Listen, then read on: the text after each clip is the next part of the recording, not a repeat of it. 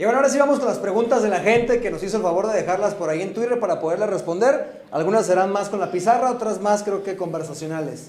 ¿Nos ayudas, Pato, con claro las que preguntas? Sí, mira, José Borreo pregunta, Manu, ¿alguna alternativa para que Atlas jugara con un 4-2-3-1? O sea, ¿alguna otra forma de acomodar al equipo? Es difícil, hablar de línea de 4.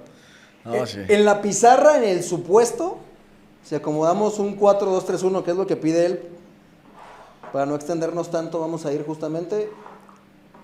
Ahí estamos, 4-2-3-1. Tendrá que ser Gadi y Doria, porque no veo a Nervo jugando en línea de 4 personalmente. Camilo, evidentemente. No tienes carrileros, creo que menos tienes laterales. Porque defender en línea de 4 implica un mayor sacrificio, no mayor sacrificio, una mayor tarea defensiva para tus laterales. Hablando de Rivaldo, hablando del propio Rantia. O sea, creo que aquí está liquidado Atlas. La doble contención creo que puede seguir siendo perfectamente la misma con Jeremy, Rocha. Aquí sí creo que podrías encontrarle un mejor lugar a Del Prete, que es justamente por dentro. No sé si el Mudo te pueda jugar como una especie de extremo con la función de seguir interiorizando como segunda punta. Y Diego González creo que es el jugador más extremo que tiene Atlas. O sea, más nominalmente un extremo o de más condiciones físicas de un extremo. Y Yuka. ¿Ven alguna otra variable acá? Rivaldo acá, como extremo. ¿Y el lateral? ¿Y lateral? El problema sería reforzar. Adrián Mora, ¿no? Como la forma en la que cierras contra Querétaro. 4 centrales. O sea, Es que yo me quedé pensando que también fuera Gadi por allá, si jugaran Nervo. Pero a ver, estoy de acuerdo con que la única opción de Del Prete, o a lo mejor una buena variable para Del Prete sería ahí, detrás del 9, pero considerando que varios equipos te juegan un 4-2-3-1 también, puedes hacer el dibujo, Manu, del rival.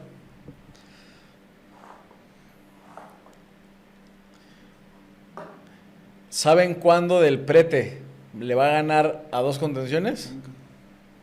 O sea, yo creo que Del Prete es un jugador de otra época. O sea, es muy lento. No sé si eso pueda cambiar en algún momento, pero hoy en día sí creo, por ejemplo, hace rato que les decía, era una situación distinta porque se hacía un espacio donde podía recibir solo. Acá no, o sea, acá nunca va a recibir solo, siempre va a tener a uno o a otro de los contenciones y entonces pues se queda liquidado. El tema de la línea de 4, ya lo decía Manu, o sea, yo tampoco veo que hoy sea opción Nervo para jugar en línea de 4. Tampoco creo que posiblemente Gadi, o sea, Gadi y Doria sí. Ríos, no sé, no lo creo. Ríos es para línea de 3. Entonces, y laterales, Rivaldo, es que no. Si en línea de 5 le ha costado, o sea, siendo lateral en línea de 4 no va. Entonces, yo no creo, yo no veo forma de que Atlas pueda jugar con línea de 4. Creo que con eso se responde, ¿no? La pregunta. A ver, es una alternativa que intentamos buscar, pero sin laterales creo que tampoco hay forma. ¿Cómo califican este torneo y cuáles fueron sus deficiencias más marcadas, así como lo que se puede rescatar? Pregunta Mónica SL. A ver, las deficiencias creo que está claro el comportamiento de los centrales con y sin balón a la hora de ir. En marca también creo que no rompen los momentos adecuados. Creo que tu líbero es demasiado estático. En la salida, contra Guadalajara ya fue diferente. Y es algo que también que creo que a Atlas le funcionó. Contra Guadalajara ya tuvimos a Orrantia más alejado, a Gadi abierto. Por eso te digo que a lo mejor vieron, ¿verdad? Vieron la contra. A Nervo aquí y a Doria acá. O sea, creo que la salida de esta forma es un poco más lógica y más entendida. Descendiendo con Rocha muchas veces. Y sabes, también en el segundo tiempo, puedes tirar un poco más a Rivaldo. Puedes tirar a Rivaldo a la media. ¿Por dentro o por fuera? Por fuera. Y Doria ocupando casi con el extremo. Y ahí. Y quedaron como líberos en varios momentos Nervo y Camilo. Y Gadi extendido por derecha. Camilo por izquierda. Entonces fue algunos momentos donde entendí que Atlas estaba buscando que pasara el tiempo y que Chivas encontrara desesperación, pero hubo algunos momentos que bien comentas, la salida fue distinta, en donde incluso pasó esto. Así que también un punto interesante. Sí, creo que de cierta manera habías contestado esta, pero no estaría mal que lo volvieras a explicar. Ok, pregunta. La Laguna cubo todo el partido en medio campo. Hace falta alguien que ayude a Rocha porque la media se pierde por completa. Nando 25. Y solamente para recalcar también que hay cosas buenas, porque creo que no lo dijimos en la última pregunta, sobre Atlas, me parece que de cosas buenas, el hecho de que Atlas encuentre a Jeremy para llevar el balón y que creo que ya encontró al final del torneo, por desgracia, alternativas para llevar el balón con Diego González. Sí. Que ya es una segunda válvula de escape, porque antes todo se reducía a Jeremy Márquez para intentar llevar el balón, ahora aparece Diego. Mudo, creo que recibiendo entre líneas y de espaldas, tiene mucho trabajo por mejorar, pero me parece que es una buena opción para añadir una variante de quién puede recibir. Lo que rescato de mayor positivo, de mejor, es que se va a escuchar redundante, pero la mejor mejoría de Atlas, Lo para más mí mejor. tiene que ver con el momento del torneo donde decide que ya puede empezar a jugar largo. Porque jugando Sí. largo, también Atlas creó algunas oportunidades para Yuka, que físicamente es una bestia, es incansable. Y contra América creo que fue el perfecto ejemplo de que equipos que te jueguen mano a mano, puedes intentar jugar con ellos largo. Así que ahí contesto esa pregunta. Y sobre lo del medio campo, el clásico creo que queda muy claro, ¿no? El hecho de que Jeremy tendría que brindar cobertura para Camberos. Y para mí la segunda tiene que ver con la presión, porque no presionas con estos tres, digamos, cerrados. Presiona uno cerrado, uno abierto, y Jeremy normalmente es el que va a presionar también. La distancia entre Jeremy, Rocha y el resto de las líneas me parece que hace un hueco importante. Ahora, para mí también el hueco tiene que ver justamente con lo que decía Alfredo. Jeremy es muy trotón, es un jugador que después de una presión acá, si lo limpian, no te va a regresar con velocidad acá. Entonces, todo este espacio, cuando Jeremy está tan alejado del resto del equipo, creo que hace un hueco en medio campo, y para mí tiene que ver con qué tan alto lo mandas a presionar, pero también con la dinámica de los mediocampistas. Ahora, ¿se acuerdan quién era el que saltaba a presionar en el bicampeonato? Era Rocha. Como lo hizo contra Chivas, ¿no? creo, exacto, yo creo que sigue corriendo más Rocha que Jeremy, no sé. Pues ¿Sí? yo creo que sigue corriendo más Rocha que Jeremy. Entonces, yo veo que a Rocha también le tiran mucho que no, y que ya no corre y bla, bla, bla. Pues, no sé, yo lo sigo viendo que corre y corre, incluso más que Del Prete, incluso más que Jeremy. Entonces, el que saltaba a presionar en el bicampeonato era Rocha. Rocha y Furch, digamos, cubrían el centro y se tiraba a la banda Quiñones. Es correcto. Y ya iba Jairo, ¿no? Entonces, esa presión alta dio frutos muchas veces, pero también creo que venía un salto de un central que podía romper, que podía ser o Angulo o Santa. Entonces, ese trabajo no se lo veo ahora. O sea, algo de lo más deficiente es la línea defensiva, ¿no? El trabajo con y sin balón de Atlas. Sí, digo. Acá está el problema. ¿Cuántos goles te anotaron? Sí. Precisamente pregunta, qué bueno que tocas el tema para esta pregunta, porque mencionan, a veces no se entienden mucho los cambios de Gonzalo, sacas al mejor hombre, me imagino que se refiere a González, pero dice, ojalá analizaran lo terrible que fueron ambos laterales toda la temporada. Ese es Lito Tripto. Es que hablar de los laterales creo que es algo que se ha hecho, ¿no? Muchas veces. O sea, para mí Rivaldo, su mejor versión y su mejor contexto era poder, como carrilero o extremo, terminar jugando como segunda punta, algo similar a lo que está haciendo el Mudo, pero son muy diferentes, porque Rivaldo no te puede recibir de espaldas acá, es muy deficiente jugando de espaldas, pero cuando lo pones de frente también es bastante lúcido de cara al arco, sí, y para acompañarse. Entonces, creo que Rivaldo, la obligación de defender, que tiene muchos problemas al perfilarse, muy notorios durante el torneo, creo que lo metes en muchas complicaciones. O sea, al pensar que Rivaldo iba a ser el reemplazo del Hueso Reyes, me parece que fue un gran error de la directiva. Y por derecha, Orrantia en un muy mal nivel físico, pero sí creo que futbolísticamente es más que Flores como carrilero y debe ser más que Idequel. Sí. Creo que esa sería la forma en la que yo lo resumiría, pero esto tiene que ver más para mí con lo físico. O sea, Orrantia no creo que sea mal jugador, pero físicamente llegó muy mal. Otra de las cualidades que mencionabas de González y que tiene Rivaldo es el cambio de ritmo. Ha demostrado que tiene un cambio de ritmo, o sea, bastante interesante, porque pega unos sprints cuando ha tenido oportunidad.